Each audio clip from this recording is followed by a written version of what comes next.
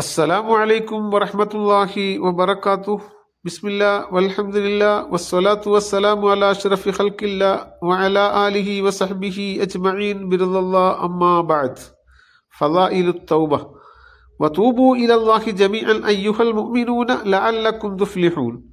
ഫലാ തത്റുകു തൗബത ഫീ കുല്ലി ഹാലിൻ അന്ന തൗബത മിനദ്-ദുനൂബി വാജിബത്തുൻ അത്തായിബു മിനദ്-ദംബി കമൻ ലാ ദംബ ലഹു. عن عائشة رضي الله عنها أنها قالت قال رسول الله صلى الله عليه وسلم من قرأ بعد صلاة الجمعة قل هو الله أحد وقل أعوذ برب الفلق وقل أعوذ برب الناس 7 مرات أعاذه الله بها من السوء إلى الجمعة الأخرى.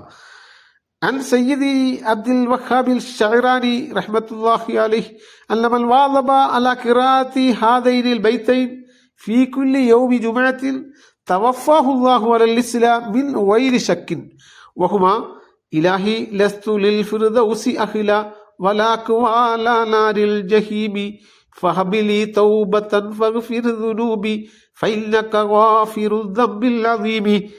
وبالجوامع الكلام وكان يكثر من قوله سبحانك اللهم وبحمدك أشهد أن لا إله إلا أنت أستغفرك وأتوب إليك.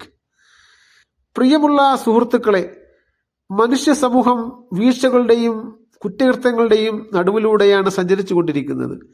ഇതിനുള്ള പരിഹാരവും നമ്മുടെ മുമ്പിൽ തുറന്നു കിടക്കുകയാണ്. ചിലരൊക്കെ ശ്രദ്ധിക്കുന്നു, മറ്റു ചിലരൊക്കെ അശ്രദ്ധരാകുന്നു. നാം മനസ്സിലാക്കേണ്ടത്, പാപമോചനം എന്നത് നമ്മുടെ വിജയത്തിന് വേണ്ടി സംവിധാനിച്ചിരിക്കുന്ന ഒരു അമലാണ്. ഏതവസരത്തിലും ഉപേക്ഷിക്കാതെ മുറുകെ പിടിക്കാൻ തയ്യാറായാൽ ഇഹപര വിജയം സുനിശ്ചിതമാണ്. അതിന് പര്യാപ്തമായ ഒരു ബൈത്താണ് ഇലാഹി ലസ്തു ലിൽ ഫിർദൗസി എന്ന് സൂചിപ്പിച്ച ആ ബൈത്ത്. ഇത് ദിവസങ്ങളുടെ നേതാവായ സത്യവിശ്വാസികളുടെ പെരുന്നാൾ ദിനമായ വെള്ളിയാഴ്ച ജുമാ നമസ്കാരത്തിന് ശേഷം പതിവാക്കിയാൽ അവൻ മുസ്ലിമായിട്ടല്ലാതെ ഈ ലോകത്തോട് വിട പറയുകയില്ല എന്ന് മഹാനായ അബ്ദുൽ വഹാബ് ഷാറാനി റഹ്മത്തുള്ളാഹി അലൈഹി രേഖപ്പെടുത്തുന്നു. ആയിഷ സിദ്ദീഖ റളിയല്ലാഹു തആല അൻഹയെ തൊട്ട് സൂചിപ്പിക്കുന്നു, ആരെങ്കിലും ജുമാ നമസ്കാരത്തിന് ശേഷം 7 പ്രാവശ്യം വീതം ഖുൽ ഹുവല്ലാഹു അഹദ്, ഖുൽ അഊദു ബിറബ്ബിൽ ഫലക്, ഖുൽ അഊദു ബിറബ്ബിൻ നാസ്, ഈ 3 സൂറത്തുകളും 7 പ്രാവശ്യം പാരായണം ചെയ്താൽ അടുത്ത ജുമാ വരെ ഒരു മോശമായ സംഗതിയും അവൻ്റെ ജീവിതത്തിൽ ഉണ്ടാകാതെ അള്ളാഹു അവനെ സംരക്ഷിക്കുന്നതാണ്.